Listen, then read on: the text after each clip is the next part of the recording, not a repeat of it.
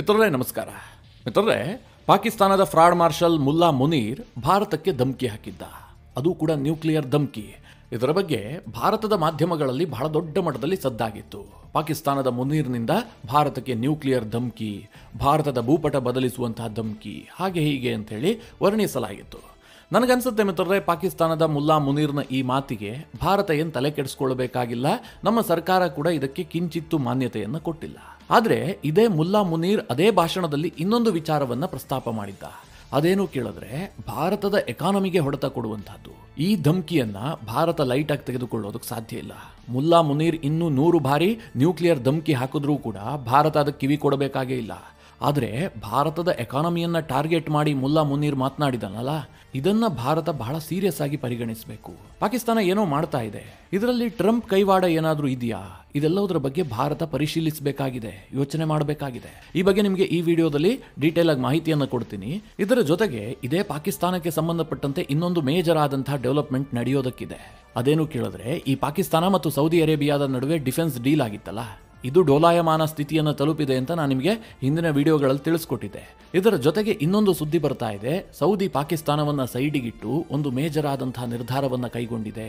Saudi ಮತ್ತು ಪಾಕಿಸ್ತಾನದ ನಡುವಿನ ಈ ಡಿಫೆನ್ಸ್ ಪ್ಯಾಕ್ಟ್ ಏನಿದೆ, ಇದನ್ನ ಸೌದಿ ಅರೇಬಿಯಾ ಕಸದ ಬುಟ್ಟಿಗೆ ಎಸೆದಿದೆ ಅನ್ನುವಂತಹ ವಿಚಾರ ಈಗ ಬಹಿರಂಗ ಆಗ್ತಾ ಇದೆ. ಇದು ಸಹ ಭಾರತೀಯರಿಗೆ ಬಹಳ ಇಂಟ್ರೆಸ್ಟಿಂಗ್ ಆದಂತಹ ಒಂದು ಡೆವಲಪ್ಮೆಂಟ್. ಈ ವಿಡಿಯೋದಲ್ಲಿ ಇದೆಲ್ಲದರ ಕುರಿತಾಗಿ ನಿಮಗೆ ಡೀಟೇಲ್ ಆಗಿ ಮಾಹಿತಿ ಕೊಡುವಂತಹ ಪ್ರಯತ್ನ ಮಾಡ್ತೀನಿ. ನೀವು ಈ ವಿಡಿಯೋನ ಕೊನೆವರೆಗೂ ಮಿಸ್ ಮಾಡದೆ ನೋಡಿ. ಮಿತ್ರರೇ, ಪಾಕಿಸ್ತಾನದ ಆರ್ಮಿ ಚೀಫ್ ಆಗಿರುವಂತಹ ಫ್ರಾಡ್ ಮಾರ್ಷಲ್ ಮುಲ್ಲಾ ಮುನೀರ್ ಕಳೆದ 1 ವಾರದಿಂದ ಕಣ್ಣಿಗೆ ಕಾಣ್ತಾ ಇರಲಿಲ್ಲ. ಯಾವುದೇ ಸ್ಟೇಟ್ಮೆಂಟ್ಗಳು ಕೂಡ ಆತನಿಂದ ಬರ್ತಾ ಇರಲಿಲ್ಲ. ಯಾಕೆ ಕೇಳಿದ್ರೆ, ಪಾಕಿಸ್ತಾನ ಯುದ್ಧದಲ್ಲಿತ್ತು. ಅಫ್ಘಾನಿಸ್ತಾನದ ಬಳಿ ಕಾಲ್ ಕೆರ್ಕೊಂಡು ಹೋಗಿ ಒದೆ ತಿಂತಾ ಇತ್ತು. ಆ ಸಂದರ್ಭದಲ್ಲಿ ಈ ಮುಲ್ಲಾ ಜನರಲ್ ಯಾವುದೋ ಬಂಕರ್ನಲ್ಲಿ ಅಡಗಿ ಕೂತಿದ್ದ. ಯಾವಾಗ ಯುದ್ಧ ನಿಲ್ತು, ಇನ್ನೇನು ಯುದ್ಧ ಆಗೋದಿಲ್ಲ ಅನ್ನುವಂಥದ್ದು ಕನ್ಫರ್ಮ್ ಆಯಿತು, ಈ ಮುಲ್ಲಾ ಜನರಲ್ ಹೊರಗಡೆ ಬಂದ. ಹಾಗೆ ಬಂಕರ್ನಿಂದ ಹೊರಗೆ ಬಂದವನಿಗೆ ತಾನು ಇದೀನಿ ಅಂತ ತೋರಿಸ್ಕೊಳ್ಬೇಕಲ್ಲ, ಅದಕ್ಕೋಸ್ಕರವಾಗಿ ಒಂದು ಭಾಷಣ ಮಾಡ್ದ.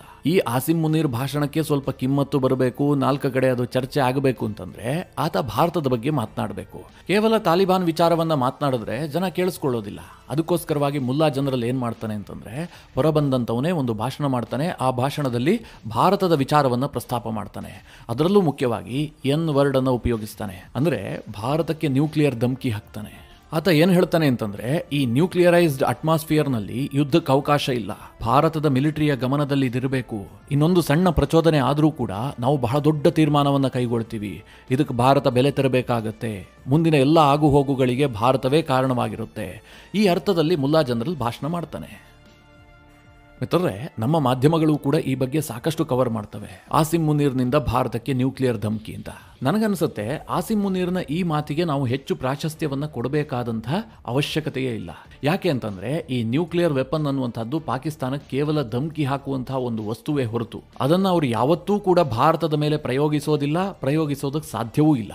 ಯಾಕೆ ಅಂತ ನಾನೇನು ನಿಮಗೆ ವಿವರಿಸಿ ಹೇಳಬೇಕಾ?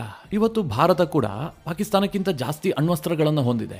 ಒಂದು ವೇಳೆ ಪಾಕಿಸ್ತಾನ ಅಂತಹ ದುಸ್ಸಾಹಸಕ್ಕೆ ಕೈ ಹಾಕಿದ್ರೆ ಪಾಕಿಸ್ತಾನ ಭೂಪಟದಲ್ಲಿ ಉಳಿಯುತ್ತಾ? ಇದನ್ನ ಅರ್ಥ ಮಾಡ್ಕೊಳ್ಳೋದಕ್ಕೆ ಯಾವುದೇ ರಾಕೆಟ್ ಸೈನ್ಸ್ ಬೇಕಾಗಿಲ್ಲ. ಆದರೆ ಪಾಕಿಸ್ತಾನಕ್ಕೆ ಇದು ತುಂಬಾ ಚೆನ್ನಾಗಿ ಗೊತ್ತಿದೆ.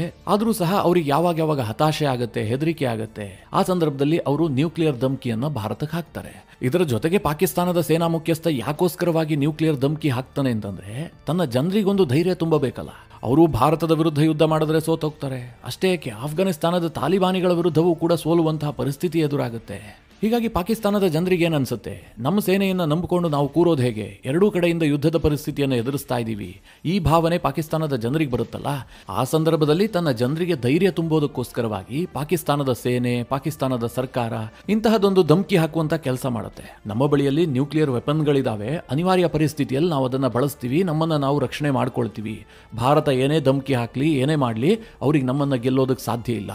ಈ ರೀತಿಯಾಗಿ ಜನರ ವಿಶ್ವಾಸವನ್ನ ಗಳಿಸೋದಕ್ಕೋಸ್ಕರವಾಗಿ ಆ ರೀತಿಯ ಧಮಕಿಗಳನ್ನ ಪಾಕಿಸ್ತಾನದಿಂದ ನಾವು ಹಿಂದೆಯೂ ಕೇಳಿಸ್ಕೊಂಡಿದೀವಿ, ಈಗಲೂ ಕೇಳಿಸ್ಕೊಳ್ತಾ ಇದೀವಿ, ಮುಂದೆನೂ ಕೇಳಿಸ್ಕೊಳ್ತೀವಿ. ಆದ್ರೆ ಆ ನ್ಯೂಕ್ಲಿಯರ್ ಪ್ರಯೋಗಿಸುವಂತಹ ದಮ್ ಆಗ್ಲಿ, ತಾಕತ್ತಾಗ್ಲಿ ಎರಡೂ ಪಾಕಿಸ್ತಾನದ ಬಳಿಯಲ್ಲಿ ಇವತ್ತಿಲ್ಲ. ಆದರೆ ಪಾಕಿಸ್ತಾನದ ಈ ಆಸಿಮ್ ಮುನೀರ್ನ ಭಾಷಣವನ್ನ ಭಾರತ ಸಾರಾಸಗಟಾಗಿ ನೆಗ್ಲೆಕ್ಟ್ ಮಾಡುವಂತಿಲ್ಲ. ಅದಕ್ಕೊಂದು ಕಾರಣ ಇದೆ. ಇಲ್ಲಿ ಮುಲ್ಲಾ ಜನರಲ್ ಕೇವಲ ಭಾರತಕ್ಕೆ ನ್ಯೂಕ್ಲಿಯರ್ ಧಮಕಿಯನ್ನ ಮಾತ್ರ ಹಾಕಿಲ್ಲ, ಅದರ ಜೊತೆಗೆ ಆತ ಒಂದು ಪದ ಬಳಸಿದ್ದಾನೆ, ಅದೇ ಎಕನಾಮಿಕ್ ಡ್ಯಾಮೇಜ್. ಇದರ ಬಗ್ಗೆ ಭಾರತ ಗಮನ ಹರಿಸಲೇಬೇಕು. ಯಾಕೆ ಅಂತ ಹೇಳ್ತೀನಿ ಕೇಳಿ.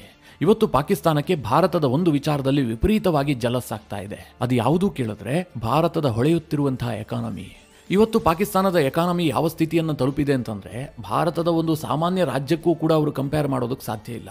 ಅಂತಹ ಪರಿಸ್ಥಿತಿಗೆ ಪಾಕಿಸ್ತಾನದ ಎಕಾನಮಿ ತಲುಪಿದೆ. ಭಾರತದಲ್ಲಿ ಗೂಗಲ್ನಂತಹ ಕಂಪನಿಗಳು AI ಉದ್ದೇಶದಿಂದ ಲಕ್ಷಾಂತರ ಕೋಟಿಯನ್ನು ಹೂಡಿಕೆ ಮಾಡ್ತಾ ಇದ್ರೆ, ಅದೇ ಪಕ್ಕದ ಪಾಕಿಸ್ತಾನದಲ್ಲಿ ಅವರೆಲ್ಲ ಜಾಗ ಖಾಲಿ ಮಾಡ್ಕೊಂಡು ಹೋಗ್ತಾ ಇದ್ದಾರೆ.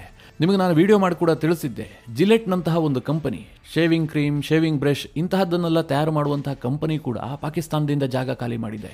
ಯಾಕೆ ಅಂತಂದ್ರೆ ಪಾಕಿಸ್ತಾನದ ಬಳಿಯಲ್ಲಿ ಪರ್ಚೇಸಿಂಗ್ ಪವರೇ ಉಳಿದಿಲ್ಲ, ಜನ ಕೊಳ್ತಾ ಇಲ್ಲ. ಹೀಗಾಗಿ ಎಲ್ಲಾ ಬ್ರಾಂಡೆಡ್ ಕಂಪನಿಗಳೆಲ್ಲ ಪಾಕಿಸ್ತಾನದಿಂದ ಜಾಗ ಖಾಲಿ ಮಾಡ್ತಾ ಇದ್ದಾವೆ. ಅಂದ್ರೆ ಪಾಕಿಸ್ತಾನದ ಆರ್ಥಿಕತೆ ಟೋಟಲಿ ಕೊಲ್ಯಾಪ್ಸ್ ಆಗ್ತಾ ಇದೆ. ಇಂತಹ ಸಂದರ್ಭದಲ್ಲಿ ಪಾಕಿಸ್ತಾನ ಭಾರತದ ಕಡೆಗೆ ನೋಡ್ತಾ ಇದೆ. ಭಾರತದ ಎಕಾನಮಿ ಜಗಮಗಿಸ್ತಾ ಇದೆ, ಹೊಸ ಹೊಸ ಕಂಪನಿಗಳು ಬರ್ತಾ ಇದ್ದಾವೆ, ಜನ ಉದ್ಯೋಗವನ್ನು ಕಂಡುಕೊಳ್ತಾ ಇದ್ದಾರೆ. IMFನ ಮುಖ್ಯಸ್ಥರು ಭಾರತಕ್ಕೆ ಬಂದರೆ ಭಾರತದ ಎಕಾನಮಿಯನ್ನು ಹೊಗಳ್ತಾರೆ, ಕೇಂದ್ರ ಸರ್ಕಾರ ಕೈಗೊಂಡಿರುವಂತಹ ನಿರ್ಧಾರಗಳನ್ನು ಹೊಗಳ್ತಾ ಇದ್ದಾರೆ. ಹೀಗಾಗಿ ಪಾಕಿಸ್ತಾನಕ್ಕೆ ಇದನ್ನು ಸಹಿಸಿಕೊಳ್ಳೋದಕ್ಕಾಗ್ತಾ ಇಲ್ಲ. ಯಾಕೆ ಕೇಳಿದ್ರೆ, ಒಂದು ದೇಶ ಸುಭದ್ರವಾದಂತಹ ಎಕಾನಮಿಯನ್ನು ಹೊಂದುತ್ತಿದ್ದ ಹಾಗೆ ಆ ದೇಶದ ಮಿಲಿಟರಿಯೂ ಕೂಡ ಸರ್ವಶಕ್ತವಾಗುತ್ತೆ. ಇವತ್ತಿನ ಭಾರತದ ಮಿಲಿಟರಿಯ ಶಕ್ತಿಗೆ ಭಾರತದ ಎಕಾನಮಿಯೂ ಕೂಡ ಬಹಳ ದೊಡ್ಡ ಕಾರಣ. ಹೀಗಾಗಿ ಈ ಮುಲ್ಲಾ ಜನರಲ್ ಈಗ ಭಾರತದ ಎಕಾನಮಿಯ ಬಗ್ಗೆ ಮಾತನಾಡ್ತಾ ಇದ್ದಾನೆ. ಅಂದ್ರೆ ಭಾರತದ ಎಕಾನಮಿಗೆ ತೊಂದರೆ ಉಂಟು ಮಾಡುವಂತಹ ಕೆಲಸಕ್ಕೆ ಪಾಕಿಸ್ತಾನ ಕೈ ಹಾಕುವಂತಹ ಆತಂಕ ಶುರುವಾಗಿದೆ. ನಿಮಗೀಗ ಒಂದು ಪ್ರಶ್ನೆ ಬರಬಹುದು, ಏನೋ ಮುಲ್ಲಾ ಜನರಲ್ ಅಲ್ಲಿ ನಿಂತ್ಕೊಂಡು ಒಂದು ಮಾತನಾಡಿದ್ರೆ ನಾವು ತಲೆ ಕೆಡಿಸ್ಕೊಳ್ಬೇಕಾ? ಭಾರತದ ಎಕಾನಮಿಗೆ ಪಾಕಿಸ್ತಾನ ಏನ್ರಿ ಡ್ಯಾಮೇಜ್ ಮಾಡೋದಕ್ಕಾಗತ್ತೆ? ಒಂದು ವೇಳೆ ಟ್ರಂಪ್ ಏನಾದರೂ ಮಾತನಾಡಿದ್ರೆ ತಲೆ ಕೆಡಿಸ್ಕೊಳ್ಬೇಕು. ಟ್ರಂಪ್ಗೆ ಆ ಕೆಪಾಸಿಟಿ ಇದೆ, ಆತ ಡ್ಯಾಮೇಜ್ ಮಾಡ್ತಾ ಇದ್ದಾನೆ ಕೂಡ. ಈ ಮುಲ್ಲಾ ಜನರಲ್ ಮಾತನಾಡಿದ್ರೆ ನಾವು ಯಾಕೆ ತಲೆ ಕೆಡಿಸ್ಕೊಳ್ಬೇಕು ಅಂತ ಕೆಲವರಿಗೆ ಅನಿಸ್ತಾ ಇರಬಹುದು. ನನಗನ್ಸುತ್ತೆ ಪಾಕಿಸ್ತಾನಕ್ಕೂ ಕೂಡ ಆ ಕೆಪಾಸಿಟಿ ಇದೆ. ಹೆಂಗ್ ಗೊತ್ತಾ? ನಮ್ಮ ಇಂಪಾರ್ಟೆಂಟ್ ನಗರಗಳು, ಎಕನಾಮಿಕ್ ಹಬ್ಗಳನ್ನು ಟಾರ್ಗೆಟ್ ಮಾಡುವ ಮೂಲಕ ಭಾರತಕ್ಕೆ ಪಾಕಿಸ್ತಾನ ತೊಂದರೆ ಉಂಟು ಮಾಡಬಹುದು. ಹೆಂಗಪ್ಪ ತೊಂದರೆ ಉಂಟು ಮಾಡ್ತಾರೆ ಅಂತಂದ್ರೆ, ಏನು ಭಾರತದಲ್ಲಿರುವ ಕಂಪನಿಗಳನ್ನೆಲ್ಲ ಪಾಕಿಸ್ತಾನ ಆಕರ್ಷಿಸಿ ಬಿಡುತ್ತಾ? ಖಂಡಿತವಾಗ್ಲೂ ಇಲ್ಲ. ಅವರಿಗೆ ತೊಂದರೆ ಮಾಡೋದಕ್ಕಿರುವಂತಹ ಒಂದೇ ಒಂದು ಆಪ್ಷನ್ ಅಂತಂದ್ರೆ ಅವರ ಬಳಿ ಇರುವಂತಹ ಭಯೋತ್ಪಾದನೆ. ಮುಲ್ಲಾ ಮುನೀರ್ ಭಾರತಕ್ಕೆ ಎಕನಾಮಿಕ್ ಧಮಕಿಯನ್ನು ಹಾಕಿದ್ದಕ್ಕೆ ಯಾಕಿಷ್ಟು ಮಹತ್ವ ಕೊಡ್ತಾ ಇದ್ದೀನಿ ಅಂತಂದ್ರೆ ಇದೇ ಕಾರಣಕ್ಕೋಸ್ಕರವಾಗಿ. ನಿಮಗೆಲ್ಲ ನೆನಪಿರಬಹುದು, ಪಹಲ್ಗಾಮ್ನಲ್ಲಿ ಏನು ಉಗ್ರರ ಅಟ್ಯಾಕ್ ಆಯ್ತಲ್ಲ, ಅದಕ್ಕಿಂತ ಒಂದು ವಾರದ ಮುಂಚೆ ಇದೇ ಮುಲ್ಲಾ ಜನರಲ್ ಒಂದು ಭಾಷಣವನ್ನು ಮಾಡಿರ್ತಾನೆ. ಬಹಳ ಚರ್ಚೆಗೊಳಪಟ್ಟಂತಹ ಭಾಷಣ.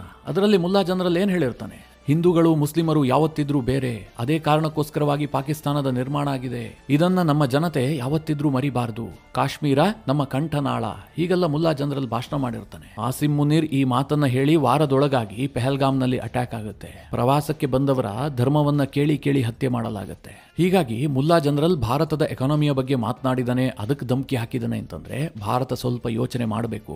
ಸದ್ಯ ಪಾಕಿಸ್ತಾನ ಭಾರಿ ಒತ್ತಡವನ್ನು ಎದುರಿಸ್ತಾ ಇದೆ. ಒಂದು ಕಡೆ ಆಫ್ಘಾನಿಸ್ತಾನದಿಂದ ಹೊಡೆತ ತಿಂದಿದೆ, ಇನ್ನೊಂದು ಕಡೆ TTP ಉಗ್ರರು ಅಟ್ಟಹಾಸ ಮೆರೀತಾ ಇದ್ದಾರೆ. ಇದರ ನಡುವೆ ಪಾಕಿಸ್ತಾನದ ಸರ್ಕಾರ ಮತ್ತು ಇದೇ ಆಸಿಮ್ ಮುನೀರ್ ಪ್ಯಾಲೆಸ್ತೈನ್ ಶಾಂತಿ ಒಪ್ಪಂದಕ್ಕೆ ಒಪ್ಪಿಗೆ ಸೂಚಿಸಿದ್ರಿಂದಾಗಿ ಅದರ ವಿರುದ್ಧವೂ ಕೂಡ ಪಾಕ್ ಜನ ತಿರುಗಿ ಬಿದ್ದಿದ್ದಾರೆ. ಈ ಒತ್ತಡವನ್ನು ಹ್ಯಾಂಡಲ್ ಮಾಡೋದಕ್ಕಾಗದೆ ಜನರ ಗಮನವನ್ನ ಬೇರೆಡೆಗೆ ಸೆಳೆಯೋದಕ್ಕೋಸ್ಕರವಾಗಿ ಮುಲ್ಲಾ ಜನರಲ್ ಭಾರತದ ವಿರುದ್ಧ ಏನಾದ್ರೂ ಕಿತಾಪತಿ ಮಾಡಬಹುದು, ಈ ಒಂದು ಅನುಮಾನ ಕಾಡ್ತಾ ಇದೆ. ನಿಮಗೀಗ ಇನ್ನೊಂದು ಪ್ರಶ್ನೆ ಬರ್ತಾ ಇರಬಹುದು, ಮುಲ್ಲಾ ಜನರಲ್ಗೆ ಅಷ್ಟೊಂದು ಧೈರ್ಯ ಇದೆಯಾ? ಈಗ ಇತ್ತೀಚೆಗಷ್ಟೇ ಆಪರೇಷನ್ ಸಿಂಧೂರದಲ್ಲಿ ಭಾರತ ಅಷ್ಟೊಂದು ಹೊಡೆದಿದೆಯಲ್ಲ ಅಂತ. ಆದರೆ ಮಿತ್ರರೇ, ಆ ಆಪರೇಷನ್ ಸಿಂಧೂರ ಆದ ಬಳಿಕ ಟ್ರಂಪ್ರಿಂದ ಸಿಗ್ತಾ ಇರುವಂತಹ ಬೆಂಬಲ ಇದೆಯಲ್ಲ, ಇದು ಈಗ ಆಸಿಮ್ ಮುನೀರ್ನನ್ನ ಆಕಾಶದಲ್ಲಿ ತೇಲುವಂತೆ ಮಾಡ್ತಾ ಇದೆ. ಈತ ನೆಲದಲ್ಲಿ ಓಡಾಡ್ತಾನೆ ಇಲ್ಲ. ಹೀಗಾಗಿ ಟ್ರಂಪ್ ಬೆಂಬಲ ನನಗಿದೆ ಎನ್ನುವ ಕಾರಣಕ್ಕೋಸ್ಕರವಾಗಿ ಮುಲ್ಲಾ ಜನರಲ್ ಭಾರತದ ವಿರುದ್ಧವೂ ಕೂಡ ಏನಾದರೂ ಒಂದು ಕಿರಿಕ್ ಮಾಡಬಹುದು ಅನ್ನುವಂತಹ ಶಂಕೆ ನಮ್ಮ ರಕ್ಷಣಾ ವಲಯದಲ್ಲಿದೆ. ಇವತ್ತು ಪಾಕಿಸ್ತಾನಕ್ಕಿರುವ ದೊಡ್ಡ ತಳಮಳ ಏನು ಗೊತ್ತಾ? ಭಾರತ ಇದೇ ರೀತಿಯಾಗಿ ಎಕನಾಮಿಕಲಿ ಅಭಿವೃದ್ಧಿ ಆಗ್ತಾ ಹೋಗ್ತಾ ಇದ್ರೆ ಭಾರತವನ್ನು ಮುಂದೆ ಯಾವತ್ತೂ ಕೂಡ ಪಾಕಿಸ್ತಾನ ಎದುರಿಸೋದಕ್ಕೆ ಸಾಧ್ಯವೇ ಇಲ್ಲ. ಭಾರತ ಒಂದು ಸೂಪರ್ ಪವರ್ ಆಗಿ ನಿಂತುಕೊಳ್ಳುತ್ತೆ. ಈಗಾಗಲೇ ಭಾರತದ ಎಕಾನಮಿ $4 ಟ್ರಿಲಿಯನ್ ಅನ್ನು ದಾಟಿಬಿಟ್ಟಿದೆ. 2028ರ ವೇಳೆಗೆ ಭಾರತ ವಿಶ್ವದ 3ನೇ ಆರ್ಥಿಕ ಶಕ್ತಿಯಾಗಿ ಹೊರಹೊಮ್ಮುತ್ತೆ ಅಂತ ಎಲ್ಲರೂ ಪ್ರೆಡಿಕ್ಟ್ ಮಾಡ್ತಾ ಇದ್ದಾರೆ. ಇದೇ ರೀತಿಯಾಗಿ ಭಾರತದ ಆರ್ಥಿಕ ಅಭಿವೃದ್ಧಿ ಮುಂದುವರಿತಾ ಹೋಗ್ತಾ ಇದ್ರೆ 2035ರಿಂದ 40ರ ವೇಳೆಗೆ ಭಾರತ ಒಂದು $7 ಟ್ರಿಲಿಯನ್ ಎಕಾನಮಿಯಾಗಿ ಹೊರಹೊಮ್ಮಬಹುದು. ಆ ಟೈಮಿಗೆ ಪಾಕಿಸ್ತಾನ $1 ಟ್ರಿಲಿಯನ್ ಎಕಾನಮಿಯನ್ನು ಕೂಡ ತಲುಪುವಂತಹದ್ದು ಕಷ್ಟ. ಇವತ್ತಿನ ಪಾಕಿಸ್ತಾನವನ್ನು ನೀವು ನೋಡಿದ್ರೆ ವರ್ಷದಿಂದ ವರ್ಷಕ್ಕೆ ಪಾಕಿಸ್ತಾನ ಎಕಾನಮಿಕಲಿ ಬಿಕಾರಿ ಆಗ್ತಾ ಇದೆ. ಹೀಗಾಗಿ ಪಾಕಿಸ್ತಾನಕ್ಕಿರುವಂತಹ ತಳಮಳ ಏನು ಗೊತ್ತಾ? ಅಷ್ಟೊಂದು ಪ್ರಬಲವಾದಂತಹ ಭಾರತದ ಮಧ್ಯೆ ಪಾಕಿಸ್ತಾನ ಉಳಿಯೋದಕ್ಕಾದರೂ ಸಾಧ್ಯ ಇದೆಯಾ? ನನಗನ್ಸುತ್ತೆ ಪಾಕಿಸ್ತಾನ ಈಸಿಯಾಗಿ ಈ ಭೂಪಟದಲ್ಲಿ ಉಳಿಬಹುದು. ಅದು ಯಾವುದರ ಮೂಲಕ ಅಂತಂದ್ರೆ ಅವರು ಭಯೋತ್ಪಾದನೆಯನ್ನ ಕೈಬಿಟ್ಟು ಭಾರತದ ಮುಂದೆ ಶರಣಾಗಿ ಬಂದಿದ್ದೇ ಆದ್ರೆ. ಅದರ ಹೊರತಾಗಿ ಅವರು ಬಚಾವಾಗೋದಕ್ಕೆ ಇನ್ಯಾವುದೋ ಮಾರ್ಗ ಇದೆ ಅಂತ ನನಗಂತೂ ಅನ್ನಿಸ್ತಾ ಇಲ್ಲ. ಅವರು ತಮ್ಮ ಬಳಿಯಲ್ಲಿ ನ್ಯೂಕ್ಲಿಯರ್ ಪವರ್ ಇದೆ, ನಮ್ಮದು ಅಷ್ಟು ದೊಡ್ಡ ಸೇನೆ, ಇಷ್ಟು ದೊಡ್ಡ ಸೇನೆ, ಈ ಕಥೆಯನ್ನೆಲ್ಲ ಭಾರತದ ಮುಂದೆ ಇನ್ಯಾವತ್ತೂ ಹೇಳೋದಕ್ಕೆ ಸಾಧ್ಯ ಇಲ್ಲ. ಆ ಹಂತಕ್ಕೆ ಭಾರತ ಹೋಗಾಗಿದೆ. ಇದಿಷ್ಟು ಆಸಿಮ್ ಮುನೀರ್ ಭಾರತಕ್ಕೆ ಹಾಕಿದಂತಹ ಧಮಕಿಯ ವಿಚಾರವಾದರೆ, ಇನ್ನು ಸೌದಿ ಅರೇಬಿಯಾದ ವಿಚಾರಕ್ಕೆ ಬರೋಣ. ನಿಮಗೆಲ್ಲ ಗೊತ್ತೇ ಇದೆ, ಪಾಕಿಸ್ತಾನ ಮತ್ತು ಸೌದಿ ಅರೇಬಿಯಾದ ನಡುವೆ ಇತ್ತೀಚೆಗಷ್ಟೇ ಒಂದು ಡಿಫೆನ್ಸ್ ಪ್ಯಾಕ್ಟ್ ಆಗಿತ್ತು. ಅಂದ್ರೆ ಪಾಕಿಸ್ತಾನದ ಮೇಲೆ ಯಾವುದೇ ದಾಳಿ ಆದರೂ ಕೂಡ ಅದು ಸೌದಿ ಅರೇಬಿಯಾದ ಮೇಲಾದಂತಹ ದಾಳಿ. ಹಾಗೆ ಸೌದಿ ಅರೇಬಿಯಾದ ಮೇಲೆ ಯಾವುದೇ ದಾಳಿ ಆದರೂ ಕೂಡ ಅದು ಪಾಕಿಸ್ತಾನದ ಮೇಲಾದಂತಹ ದಾಳಿ. ಇಂತಹ ಸಂದರ್ಭದಲ್ಲಿ ಎರಡೂ ದೇಶಗಳು ಕೂಡ ದಾಳಿ ಮಾಡದಂಥವರ ವಿರುದ್ಧ ಪ್ರತಿದಾಳಿಯನ್ನು ಆರಂಭಿಸ್ತೀವಿ. ಈ ರೀತಿಯಾದಂತಹ ಒಂದು ಡಿಫೆನ್ಸ್ ಒಪ್ಪಂದವನ್ನ ಪಾಕಿಸ್ತಾನ ಮತ್ತು ಸೌದಿ ಅರೇಬಿಯಾ ಮಾಡಿಕೊಂಡಿದ್ವು. ಆ ಸಂದರ್ಭದಲ್ಲಿ ಸೌದಿ ಅರೇಬಿಯಾ ಇದ್ರ ಬಗ್ಗೆ ಯಾವುದೇ ಬಿಲ್ಡಪ್ ಕೊಡೋದಕ್ಕೆ ಹೋಗಿರಲಿಲ್ಲ. ನಮ್ಮನ್ನ ಯಾರೂ ಎದುರಿಸೋದಕ್ಕೆ ಸಾಧ್ಯ ಇಲ್ಲ, ನಮಗೆ ಪಾಕಿಸ್ತಾನದಂತಹ ಒಂದು ನ್ಯೂಕ್ಲಿಯರ್ ಪವರ್ ದೇಶದ ರಕ್ಷಣೆ ಸಿಕ್ಕಿದೆ, ಹೀಗೆಲ್ಲ ಸೌದಿ ಅರೇಬಿಯಾ ಒಂದೇ ಒಂದು ಮಾತನಾಡಿರಲಿಲ್ಲ. ಹಾಗೆ ನೋಡೋಕೆ ಹೋದ್ರೆ ಮಿತ್ರರೇ, ಸೌದಿ ಅರೇಬಿಯಾ ಮಾತನಾಡಬೇಕಾಗಿತ್ತು. ಯಾಕೆ ಕೇಳಿದ್ರೆ ಸಂಖ್ಯೆಯಲ್ಲಿ ಪಾಕಿಸ್ತಾನದ ಮಿಲಿಟರಿ ಬಹಳ ದೊಡ್ಡದು, ಜೊತೆಗೆ ಪಾಕ್ ಒಂದು ನ್ಯೂಕ್ಲಿಯರ್ ಪವರ್ ದೇಶವೂ ಕೂಡ ಹೌದು. ಇಂತಹ ಸಂದರ್ಭದಲ್ಲಿ ಸೌದಿ ಅರೇಬಿಯಾ ಬಿಲ್ಡಪ್ ಕೊಡಬೇಕಾಗಿತ್ತು. ಆದರೆ ಅದು ಉಲ್ಟಾ ಆಗಿತ್ತು. ಪಾಕಿಸ್ತಾನದವರು ಬಿಲ್ಡಪ್ ಕೊಟ್ಟರು, ನಮಗೆ ಸೌದಿ ಅರೇಬಿಯಾದ ಬೆಂಬಲ ಇದೆ, ಈಗೇನಾದರೂ ಭಾರತ ಪಾಕಿಸ್ತಾನ ಯುದ್ಧ ಆದ್ರೆ ಇಬ್ರು ಒಟ್ಟಿಗೆ ಬಂದ್ಬಿಡ್ತೀವಿ ಅಂತೆಲ್ಲ ಪಾಕಿಸ್ತಾನದ ರಕ್ಷಣಾ ಸಚಿವನೇ ಮಾತನಾಡ್ಬಿಟ್ಟ. ಆದರೆ ಈ ಡಿಫೆನ್ಸ್ ಪ್ಯಾಕ್ಟ್ ನ ಬಂಡವಾಳ ಮೊನ್ನೆ ಅಫ್ಘಾನ್ ಪಾಕಿಸ್ತಾನ ಯುದ್ಧದಲ್ಲೇ ಬಟಾ ಬಯಲಾಗ್ಬಿಟ್ಟಿದೆ. ತಾಲಿಬಾನ್ ವಿರುದ್ಧ ಯುದ್ಧ ಮಾಡೋದಿರಲಿ, ಒಂದು ಧಮಕಿ ಕೂಡ ಹಾಕಿಲ್ಲ, ಪಾಕಿಸ್ತಾನದ ಪರವಾಗಿ ಒಂದು ಸ್ಟೇಟ್ಮೆಂಟ್ ಕೂಡ ಕೊಟ್ಟಿಲ್ಲ. ಅಷ್ಟರ ಮಟ್ಟಿಗೆ ಈ ಒಂದು ಡಿಫೆನ್ಸ್ ಪ್ಯಾಕ್ಟ್ ಅನ್ನು ಸೌದಿ ಅರೇಬಿಯಾ ಕಸದ ಬುಟ್ಟಿಗೆ ಎಸೆದಿದೆ. ಒಂದು ವೇಳೆ ನಮಗೇನಾದರೂ ಕಷ್ಟ ಆದ್ರೆ ಮಾತ್ರ ಪಾಕಿಸ್ತಾನ ಬರಬೇಕೇ ಹೊರತು ಪಾಕಿಸ್ತಾನಕ್ಕೆ ಎದುರಾದಂತಹ ಕಷ್ಟಕ್ಕೆ ನಾವು ಬರೋದಿಲ್ಲ, ಈ ಸಂದೇಶವನ್ನು ಸೌದಿ ಅರೇಬಿಯಾ ಕೊಟ್ಟಾಗಿದೆ. ಆದರೆ ಪಾಕಿಸ್ತಾನಕ್ಕೆ ಸೌದಿ ಅರೇಬಿಯಾ ಕೊಡ್ತಿರುವಂತಹ ಇನ್ನೊಂದು ದೊಡ್ಡ ಶಾಕ್ ಏನು ಕೇಳಿದ್ರೆ, ಈಗ ಅದೇ ಸೌದಿ ಅರೇಬಿಯಾ ಅಮೆರಿಕ ಮುಂದೆ ನಿಂತ್ಕೊಂಡಿದೆ, ನಾವು ನಿಮ್ಮ ಜೊತೆಗೆ ಡಿಫೆನ್ಸ್ ಪ್ಯಾಕ್ಟ್ ಮಾಡ್ಕೊಳ್ತೀವಿ, ನಿಮ್ಮ ರಕ್ಷಣೆ ನಮಗೆ ಬೇಕು ಅಂತ. ಫೈನಾನ್ಷಿಯಲ್ ಟೈಮ್ಸ್ ವರದಿ ಮಾಡಿರುವಂತೆ ಸೌದಿ ಅರೇಬಿಯಾ ಅಮೆರಿಕವನ್ನು ಸಂಪರ್ಕ ಮಾಡಿದೆ. ಮುಂದಿನ ತಿಂಗಳು ಸೌದಿಯ crown prince Mohammed bin Salman America ಪ್ರವಾಸವನ್ನು ಕೈಗೊಳ್ತಾರೆ. ಅದರ ಒಳಗಾಗಿ ಈ ಒಂದು ಒಪ್ಪಂದ ಫ್ರೇಮ್ ಆಗಬಹುದು. ಸೌದಿಯ ಕ್ರೌನ್ ಪ್ರಿನ್ಸ್ ಅಮೆರಿಕಕ್ಕೆ ಹೋದಂತಹ ಸಂದರ್ಭದಲ್ಲಿ ಇದು ಫೈನಲ್ ಆಗಿ ಘೋಷಣೆ ಆಗುವಂತಹ ಸಾಧ್ಯತೆಗಳಿದೆ ಅಂತ ಫೈನಾನ್ಷಿಯಲ್ ಟೈಮ್ಸ್ ವರದಿ ಮಾಡಿದೆ. ನಿಮಗೆಲ್ಲ ಗೊತ್ತಿರಬಹುದು, ಇತ್ತೀಚೆಗಷ್ಟೇ ಕತಾರ್ ಮತ್ತು ಅಮೆರಿಕದ ನಡುವೆ ಒಂದು ಡಿಫೆನ್ಸ್ ಪ್ಯಾಕ್ಟ್ ಆಗಿದೆ. ಕತಾರ್ ಮೇಲಾಗುವಂತಹ ಎಲ್ಲಾ ದಾಳಿಯನ್ನ ಅಮೆರಿಕ ನಮ್ಮ ಮೇಲಾದಂತಹ ದಾಳಿ ಅಂತಲೇ ಪರಿಗಣಿಸುತ್ತೆ, ಕತಾರ್ ರಕ್ಷಣೆಗೆ ನಾವಿದ್ದೀವಿ ಅಂತ ಅಮೆರಿಕ ಒಪ್ಪಂದ ಮಾಡಿಕೊಂಡಿದೆ. ಇದೇ ರೀತಿಯ ಒಪ್ಪಂದ ನಮಗೂ ಬೇಕು ಅಂತೇಳಿ ಸೌದಿ ಅರೇಬಿಯಾ ಕೂಡ ಅಮೆರಿಕದ ಮುಂದೆ ಡಿಮ್ಯಾಂಡ್ ಇಟ್ಟಿದೆ. ಈ ಒಪ್ಪಂದ ಆಗತ್ತೆ ಇಲ್ಲ ಅನ್ನೋದ್ರ ಬಗ್ಗೆ ಸಾಕಷ್ಟು ಗೊಂದಲಗಳಿದಾವೆ. ಯಾಕೆ ಅಂತಂದ್ರೆ ಅಮೆರಿಕ ಕೂಡ ಸೌದಿಯ ಮುಂದೆ ಒಂದಷ್ಟು ಡಿಮ್ಯಾಂಡ್ಗಳನ್ನು ಇಡ್ತಾ ಇದೆ. ಅದರಲ್ಲಿ ಅತ್ಯಂತ ಮುಖ್ಯವಾಗಿದ್ದೇನು ಕೇಳಿದ್ರೆ, ಇಸ್ರೇಲ್ ಜೊತೆಗೆ ಸೌದಿ ಅರೇಬಿಯಾ ರಿಲೇಶನ್ಶಿಪ್ ನಾರ್ಮಲೈಸೇಷನ್ ಮಾಡ್ಕೊಳ್ಬೇಕು. ಇದು ಟ್ರಂಪ್ ಅವರ ದೊಡ್ಡ ಡಿಮ್ಯಾಂಡ್. ಈ ಹಿಂದೆಯೇ ಟ್ರಂಪ್ ಆ ಪ್ರಯತ್ನವನ್ನ ಮಾಡಿದ್ರು, ಆದರೆ ಗಾಜಾ ಯುದ್ಧದ ನಂತರದಲ್ಲಿ ಇದು ಕಂಪ್ಲೀಟ್ ಆಗಿ ಕೊಲ್ಯಾಪ್ಸ್ ಆಗಿ ಹೋಗಿದೆ. ಸೌದಿ ಅದನ್ನ ಕೈಬಿಟ್ಬಿಟ್ಟಿದೆ. ಈಗ ಟ್ರಂಪ್ ಏನ್ ಡಿಮ್ಯಾಂಡ್ ಮಾಡಬಹುದು, ನಾವು ಸೌದಿಯ ಭದ್ರತೆಯ ಜವಾಬ್ದಾರಿಯನ್ನು ಹೊತ್ತುಕೊಳ್ತೀವಿ, ಇದಕ್ಕೆ ಪ್ರತಿಯಾಗಿ ನೀವು ಇಸ್ರೇಲ್ ಜೊತೆಗೆ ರಿಲೇಶನ್ಶಿಪ್ ನಾರ್ಮಲೈಸೇಷನ್ ಮಾಡಿಕೊಳ್ಬೇಕು, ಅಬ್ರಹಾಂ ಅಕಾರ್ಡ್ಗೆ ಸಹಿ ಹಾಕಬೇಕು ಅಂತ ಕೂಡ ಡಿಮ್ಯಾಂಡ್ ಇಡಬಹುದು. ಸದ್ಯ ಗಾಜಾ ಶಾಂತಿ ಒಪ್ಪಂದ ಆಗಿರೋದ್ರಿಂದ ಸೌದಿ ಕೂಡ ಇದಕ್ಕೆ ಒಪ್ಪಿಕೊಳ್ಳುವಂತಹ ಸಾಧ್ಯತೆಗಳು ಕೂಡ ಇದೆ. ಇಲ್ಲಿ ಸೌದಿ ಅರೇಬಿಯಾ ಮತ್ತು ಅಮೆರಿಕದ ನಡುವೆ ಡಿಫೆನ್ಸ್ ಒಪ್ಪಂದ ಆಗತ್ತೆ ಇಲ್ವಾ ಅನ್ನುವಂಥದ್ದು ಡಿಫರೆಂಟ್ ಇಶ್ಯೂ. ಆದರೆ ಇದರಲ್ಲಿ ಪ್ರಾಮುಖ್ಯತೆ ಪಡೆದುಕೊಳ್ಳುವಂತಹ ವಿಚಾರ ಏನು ಕೇಳಿದ್ರೆ, ಪಾಕಿಸ್ತಾನವನ್ನು ಸೌದಿ ಅರೇಬಿಯಾ ಯಾವ ರೀತಿಯಾಗಿ ನೋಡ್ತಾ ಇದೆ, ಪಾಕಿಸ್ತಾನದ ಮೇಲೆ ಎಷ್ಟು ನಂಬಿಕೆ ಇಟ್ಟುಕೊಂಡಿದೆ ಅನ್ನುವಂಥದ್ದು ಬಹಳ ಮುಖ್ಯವಾಗಿ ಗೋಚರ ಆಗುತ್ತೆ. ಪಾಕಿಸ್ತಾನದೊಂದಿಗೆ ಡಿಫೆನ್ಸ್ ಒಪ್ಪಂದ ಮಾಡ್ಕೊಂಡಿದ್ರಿಂದಾಗಿ ಸೌದಿ ಅರೇಬಿಯಾಗೆ ಅಷ್ಟೆಲ್ಲಾ ಭದ್ರತೆ ಇದ್ದಿದ್ದೇ ಆಗಿದ್ರೆ ಅವ್ರು ಯಾಕೆ ಅಮೆರಿಕದಂತಹ ದೇಶದ ಮುಂದೆ ಇದಕ್ಕೋಸ್ಕರವಾಗಿ ಬೇಡಿಕೆ ಇಡ್ತಾ ಇದ್ರು? ಅಲ್ಲಿಗೆ ಪಾಕಿಸ್ತಾನದ ಭದ್ರತಾ ಒಪ್ಪಂದದ ಬಗ್ಗೆ ಸೌದಿಗೆ ಯಾವುದೇ ಖಾತ್ರಿ ಇಲ್ಲ, ಯಾವುದೇ ನಂಬಿಕೆ ಇಲ್ಲ. ಕೇವಲ ತಾಲಿಬಾನಿಗಳಿಂದ ತನ್ನನ್ನು ತಾನು ರಕ್ಷಣೆ ಮಾಡಿಕೊಳ್ಳೋದಕ್ಕೆ ಸಾಧ್ಯ ಆಗದೇ ಇರುವಂತಹ ಒಂದು ದೇಶ ನಮ್ಮನ್ನ ರಕ್ಷಣೆ ಮಾಡುತ್ತಾ? ಈ ಒಂದು ಪ್ರಶ್ನೆ ಸೌದಿ ಅರೇಬಿಯಾಗೆ ಬಂದಿದೆ. ಇದೇ ಕಾರಣದಿಂದ ಸೌದಿ ಅರೇಬಿಯಾ ಅಮೆರಿಕದ ಬಾಗಿಲನ್ನು ಬಡಿದಿದೆ. ಮಿತ್ರರೇ, ಮುಂದಿನ ದಿನಗಳಲ್ಲಿ ಈ ಬಗ್ಗೆ ಸಾಕಷ್ಟು ಡೆವಲಪ್ಮೆಂಟ್ಗಳಾಗ್ತವೆ. ಆ ಸಂದರ್ಭದಲ್ಲಿ ನಿಮಗೆ ಡೀಟೇಲ್ ಆಗಿ ತಿಳಿಸ್ಕೊಡುವಂತಹ ಪ್ರಯತ್ನ ಮಾಡ್ತೀನಿ. ಈ ಎಲ್ಲ ವಿಚಾರಗಳ ಕುರಿತಾಗಿ ನಿಮ್ಮ ಅನಿಸಿಕೆ ಅಭಿಪ್ರಾಯಗಳೇನು ಕಮೆಂಟ್ ಮಾಡುವ ಮೂಲಕ ನಮಗೆ ತಿಳಿಸಿ. ಹಾಗೆ ನಿಮಗೆ ಈ ವಿಡಿಯೋ ಇಷ್ಟವಾದರೆ ಲೈಕ್ ಮಾಡಿ. ಜೊತೆಗೆ ನೀವಿನ್ನೂ ನಿಮ್ಮ ನೆಚ್ಚಿನ ಸಂಸ್ಕಾರ ಸೌರಭ ಯೂಟ್ಯೂಬ್ ಚಾನಲ್ನ ಸಬ್ಸ್ಕ್ರೈಬ್ ಮಾಡಿಲ್ಲ ಅಂತ ಆದರೆ ಈ ಕೂಡಲೇ ಸಬ್ಸ್ಕ್ರೈಬ್ ಮಾಡಿ ಮುಂದಿನ ಎಲ್ಲ ಅಪ್ಡೇಟ್ಗಳ ನೋಟಿಫಿಕೇಷನ್ಗಾಗಿ